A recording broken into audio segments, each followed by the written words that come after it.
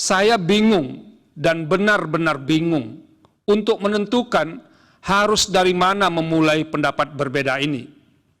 Sebab sejak menapakkan kaki sebagai hakim konstitusi di gedung mahkamah ini pada tanggal 11 April 2017 atau sekitar 6,5 tahun yang lalu, baru kali ini saya mengalami peristiwa aneh yang luar biasa dan dapat dikatakan jauh dari batas penalaran yang wajar. Mahkamah berubah pendirian dan sikapnya hanya dalam sekelebat. Sebelumnya dalam putusan Mahkamah Konstitusi nomor 29/5155 tahun 2023, Mahkamah secara eksplisit, lugas dan tegas menyatakan bahwa ihwal usia dalam norma pasal 169 huruf Q Undang-Undang 7 2017 adalah wewenang pembentuk undang-undang untuk mengubahnya.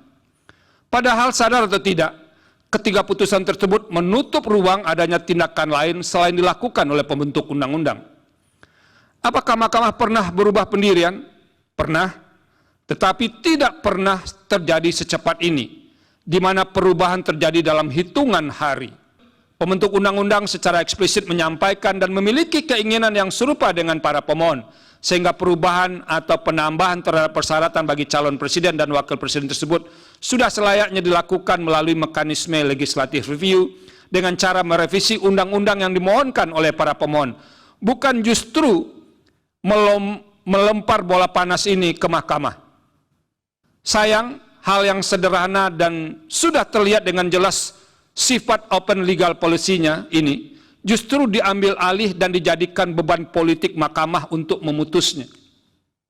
Jika pendekatan dalam memutus perkara sejenis seperti ini terus dilakukan, saya sangat cemas dan khawatir Mahkamah Konstitusi justru sedang menjebak dirinya sendiri dalam pusaran politik dalam memutus berbagai political question yang pada akhirnya akan meruntuhkan kepercayaan dan legitimasi publik kepada mahkamah. Saya merasakan adanya kosmologi negatif, saya ulangi, merasakan adanya kosmologi negatif dan keganjilan pada kelima perkara aku yang perlu saya sampaikan, karena hal ini mengusik hati nurani saya sebagai seorang hakim yang harus menunjukkan sikap penuh integritas, independen, imparsial, serta bebas dari intervensi politik manapun, dan hanya berorientasi pada kepentingan bangsa dan negara Republik Indonesia yang berdasar pada ideologi Pancasila. Saya ulangi, serta bebas dari intervensi politik manapun dan hanya berorientasi pada kepentingan bangsa dan negara Republik Indonesia yang berdasar pada ideologi Pancasila. Menurut saya, pemohon telah mempermainkan marwah lembaga peradilan dan tidak serius dalam mengajukan permohonan.